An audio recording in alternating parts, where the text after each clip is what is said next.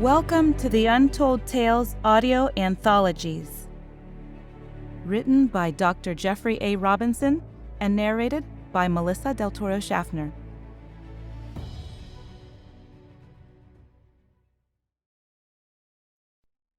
An unfortunate perspective.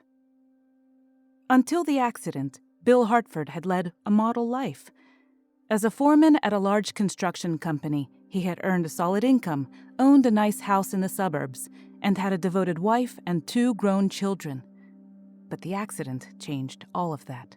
The mishap at a high-rise building site that dumped a pallet of bricks onto workers 5 stories below killed 3 people and left Bill with crippling injuries. Despite initial predictions that he would die, he managed to pull through, though he was left blind in one eye and survived with a metal plate in his head and a traumatic brain injury that caused long-term cognitive impairment. It had taken him nearly a year to recover from his physical injuries, and during that time, his wife divorced him and left. She did not feel capable of caring for someone with such extensive injuries and deficits. As he recovered, he had to move out of his house, since the place was too big for him to manage alone. His newfound isolation made his recovery more difficult, but he eventually overcame most of his physical disabilities. He lost his job, of course, but fortunately, his medical insurance settlement was sufficient that he would never have to work again. Along with long-term Social Security disability payments, he lived comfortably, albeit alone. Lastly, he was lucky enough to qualify for a new line of prosthetics that were being tested before becoming commercially available. After reviewing his case, he had been approved to be one of 4 candidates to test the new optic devices. The neuro-optic implant that they provided to replace his lost sight was more than a simple artificial eye. The Synoptic Model 3 prosthesis was a commercial version of electronic optics that had been developed for the Department of Defense almost a decade before.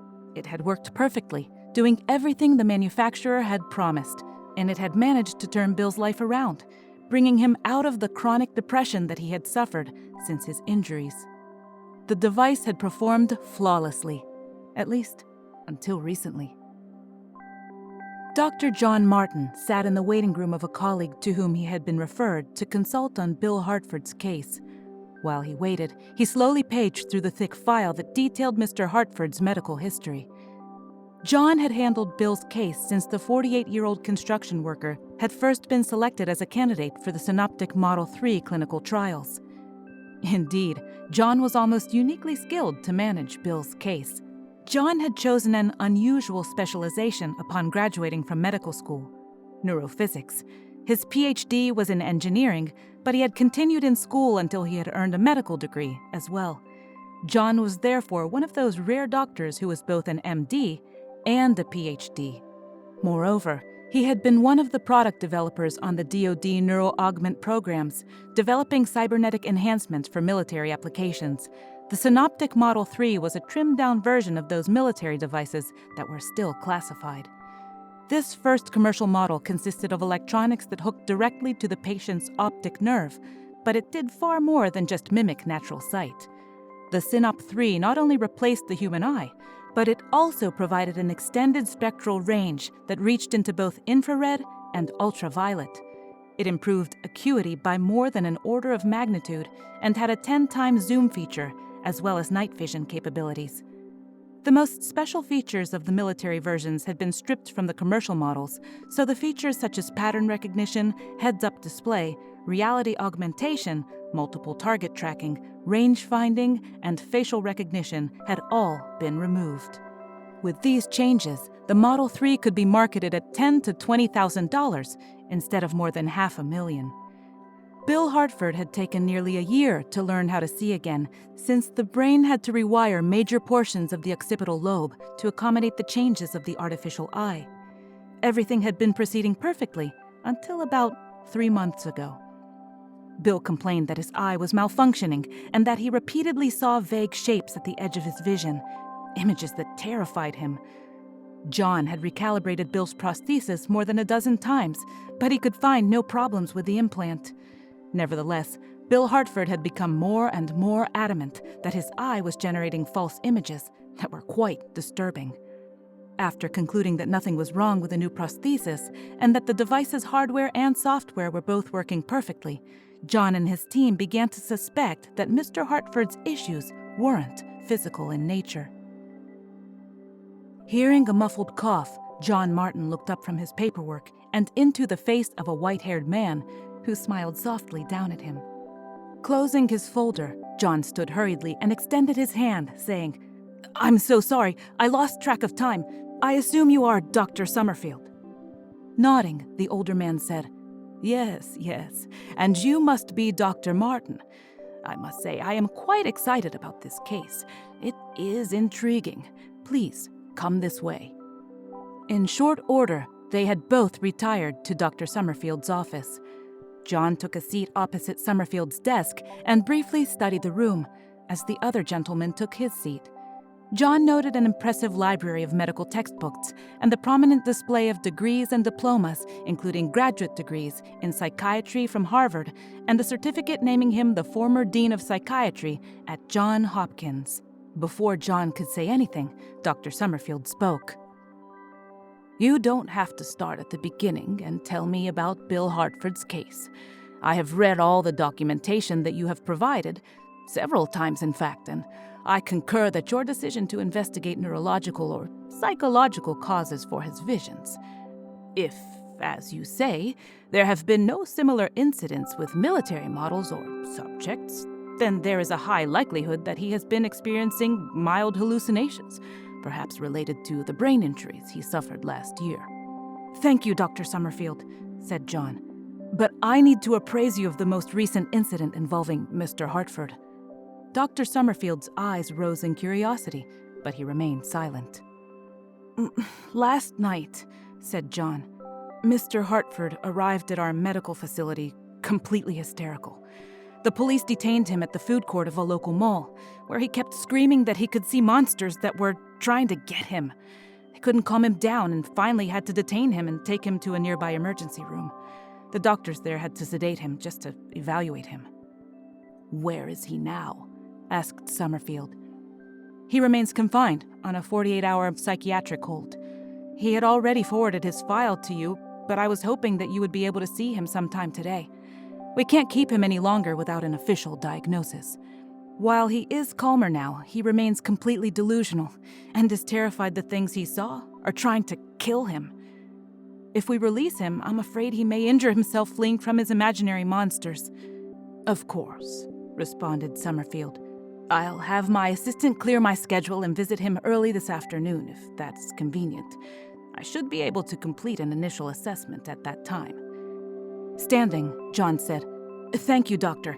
I'll make the appropriate arrangements." Then the two men shook hands once more, and John left. Bill Hartford sat on the edge of his bed in a barren room that only contained a toilet and a sink. There were no windows, but there was a large mirror on one wall. His hands were clasped tightly together as he struggled to remain calm and composed, or at least appear to be. "They don't believe me," he thought. "They think I'm crazy, but I'm not imagining what I'm seeing. I can see things normal people can't." He glanced at the mirror. "They're watching me," he thought. "Better act sane, or they'll drug me." Bill thought about the visions. They sure sounded insane, ghostly figures that lurked at the periphery, claws, and fangs at the ready. How could you blame anyone for coming to the same conclusions? It only made sense to put him here. "But I can't stay," he thought. "They're coming for me. Right now they want to remain hidden, but they're gonna kill me if I can't get away." His fingers tightened into fists. "I was wrong when I thought the doctors here could help me. They don't understand." All he wanted was for them to turn the eye off, to be blind again, to not see the creatures he had seen, and to be blissfully ignorant again of their existence.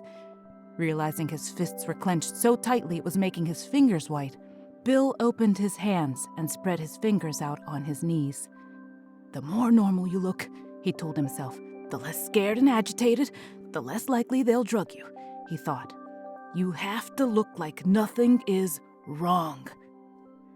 Forcing a small smile onto his face, he thought, "That's right, just a little smile. Don't smile too much. Look natural. Look like you're imagining some pleasant scene." But when he closed his eyes, all he could remember were the mobs of spectral figures that had assaulted him last night. They had been everywhere, and no matter where he fled, they followed him. He couldn't remember how he'd gotten to the hospital. He wanted help, but no one would listen to him when he warned them about what he'd seen. "The people here won't help me. I'll have to get away and find some way to destroy the monsters, but to get out of here, I need them to think I'm not afraid anymore. All I have to do is be calm and act like everything is okay now. All I have to do is remain calm and wait." Bill Hartford sat unmoving on his bed for hours, waiting for someone to visit him.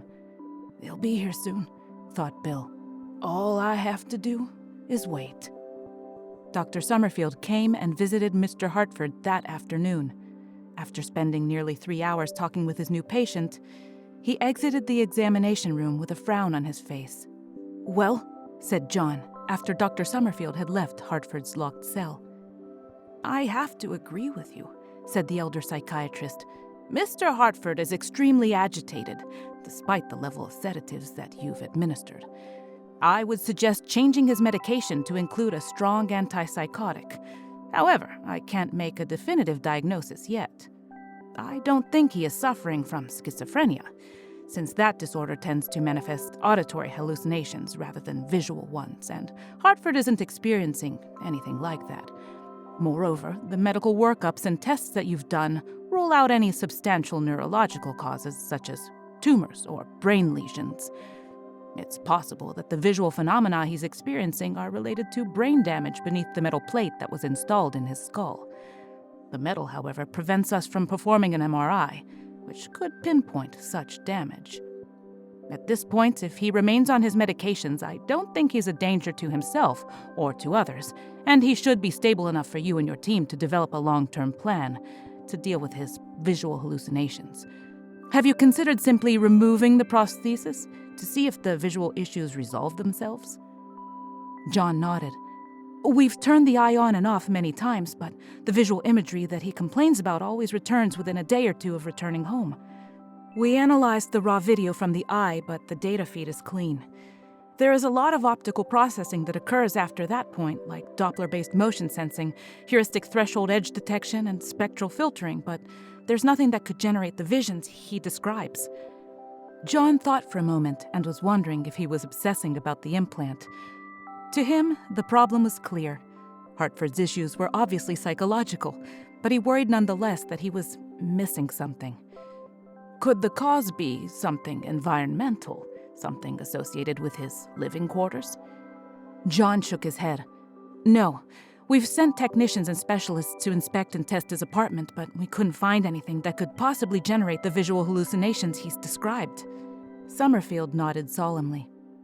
"Well then, let's give the antipsychotics a day to work and see how he adjusts.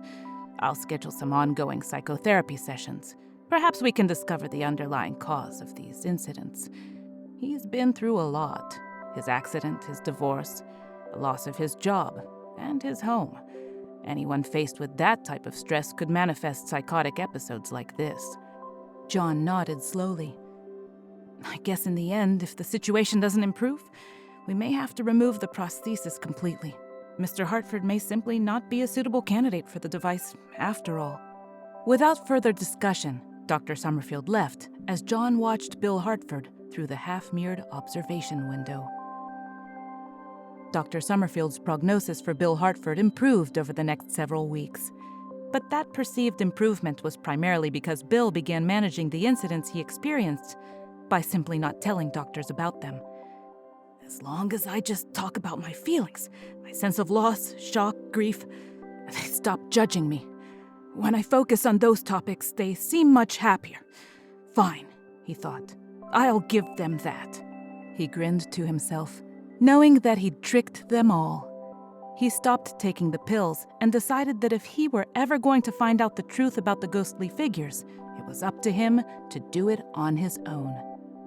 Fortunately, he wasn't alone. Before his confinement, he'd found a site called Aliens Among Us. Half of the content was pure garbage, but one section in particular was spot on. It was frequented by other people who had reported seeing similar things. They even had drawings that matched his visions almost exactly. According to the posters, he'd been seeing trans-dimensional energy beings that lurked at the edge of our universe, separated from our reality by a thin dimensional fold. They didn't have a physical presence, but they could drain your energy, or life force, and still leave you dead. That's what I've been seeing, Bill thought. They're drawn to me because they know I can see them with my new eye. I'm dangerous to them, and they'll kill me if they get the opportunity. He had read that they couldn't be hurt by normal weapons, but that electricity was effective. So that's what I'm gonna do, he thought. I'm gonna find some electricity, arm myself, and go hunting. Bill decided that he'd tell the doctors he was feeling much better, that he had processed some of his psychological trauma, and that, now that he was calmer, he no longer saw the strange, shadowy things. All I have to do, he thought, is lie low and not let them know what I'm doing. If they find out, they'll dope me up again, and I'll never get out of here. When he got the call about Bill Hartford, Dr. Martin hurried to the emergency room where his patient had just been admitted. He didn't expect to see anyone else there, but Dr. Summerfield had arrived before him and was waiting for him. "What happened?" asked John. "I got here as soon as I could." "It's not good," said the older psychiatrist. "Mr. Hartford had a complete psychotic break. The police were called, and when they arrived on the scene, they found him covered with blood and attacking random people in his apartment complex." "Did he hurt anyone?" asked John. "No. It appears that the blood was his own. At some point in his hallucinatory episode, he tore out his optical prosthesis, and the blood was from his own eye. He had completely pulled out the cable that had replaced his optic nerve." "Where is he now?" "The emergency room doctors are treating him. They've stopped the bleeding, but your prosthetic has been completely destroyed, and the damage to his eye is extensive. In fact, they think he might have caused some bleeding in his brain, deep in the occipital lobe, where the cable interfaced with electronics there. He's in the operating room now, but they're afraid there will be substantial brain damage. He's likely to be blind in both eyes after he recovers." "What? What happened? I thought you told me he was responding well to his medications and his therapy sessions." "That's what we thought, too. We can't be sure until we talk to him after surgery, but it appears he hasn't taken his medication for some time." "Did he say anything when they brought him in?" Summerfield shrugged. "Some, but he was incoherent. The med techs who arrived after the police had to restrain and sedate him since he attacked anyone that came near him. He kept shouting that everyone around him was possessed by alien energy beings that were trying to kill him." "Did he hurt anyone else?" "Not that I know of, but it was apparently not for lack of trying. The police said that he had attacked several people at the far end of his apartment complex, assaulting them with a cattle prod and a taser. There were scorch marks all along the hallway where he had even attacked the walls around him." Dr. Martin looked down and muttered, "That's not good." "Oh, it's even worse than you think." Martin looked up, raising his eyebrows with unspoken questions. "When they prepped him in one of the emergency room exam rooms, they found he had almost completely covered himself with aluminum foil underneath his clothing. He even had a makeshift skull cap made from foil that he wore beneath a wig he was wearing. His attire and armament indicate that he's quite deep in a delusional state, and it's impossible to know yet how long this has been going on." Can I?" stuttered Dr. Martin.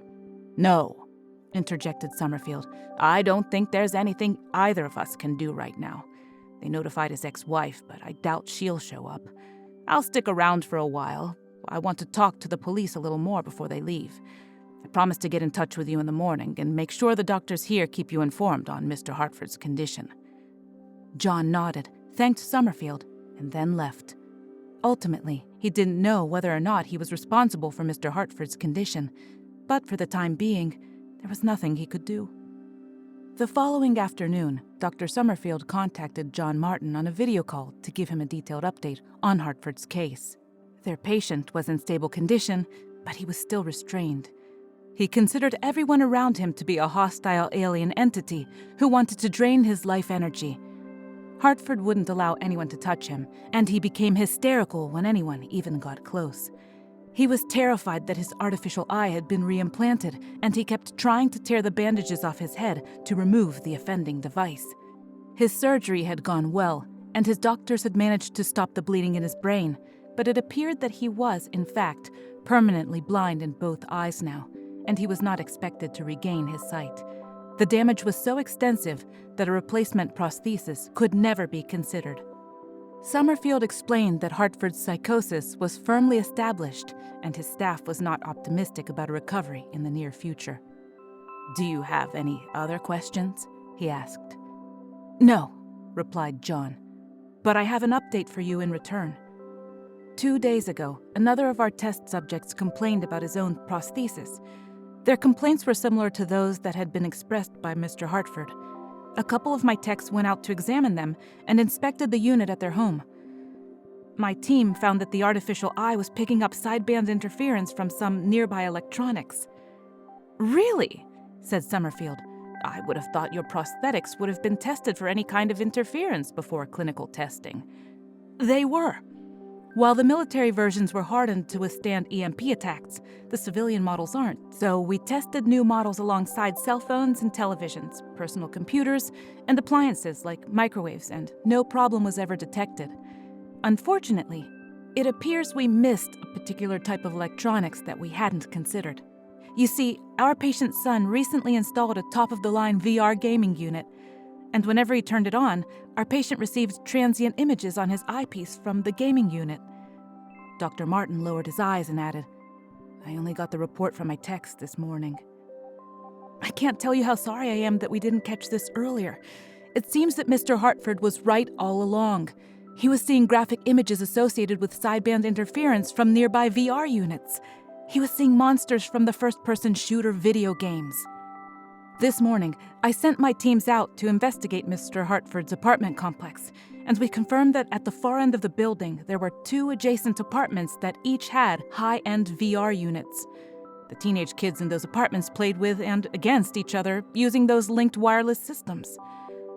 As an afterthought, I also sent one tech out to that mall where Mr. Hartford experienced his first episode. We found that there is, in fact, an electronics store near the food court there that periodically offers VR demos to their customers." "You mean Bill Hartford was seeing images from those video games?" "Yes, but they would have been only sketchy outlines of those forms. It has to do with the fact that the graphics processors of the Synoptic Model 3 and the VR games use similar electronics and identical algorithms for edge detection. The processed image from the VR GPU bled through into the Synoptic's processing unit. Hartford would have only seen ghostly outlines of the images generated in the VR games, but it seems that was more than enough to terrify him." Martin sighed heavily. He wasn't delusional after all, but we just didn't know. There was a long pause as neither doctor spoke. Finally, Dr. Martin added, "We are now redesigning the prosthesis. The Synoptic Model 4 will have additional shielding and filters installed to prevent this type of signal bleed-through. I just wish we'd discovered this problem before Mr. Hartford reached this point." "It's ironic if you think about it," continued Dr. Martin. "Mr. Hartford saw aliens and monsters stalking him. I only saw technology that worked flawlessly. You saw a distraught, delusional man suffering from personal issues. Each of us saw what we expected. Each of us was blind in different ways. It's strange how, when things don't make sense, we don't hesitate to question what others see, but we don't question our own perspectives. Our expectations influenced what we saw, and our perceptions shaped our beliefs. We were all wrong. None of us saw the entire picture. None of us recognized the truth. Each of us had our blind spots, and together, they led to tragic consequences." He shook his head in regret. Thank you for listening. We love our listeners, fans, and patrons here at Untold Tales, and we would love to hear from you. Please consider leaving us a 5-star review on Apple Podcasts, letting us know what your favorite story has been in our 3 seasons of storytelling so far. We'd love to continue shaping our podcast with stories that you'd like to hear. As always, thank you for listening and have a wonderful day.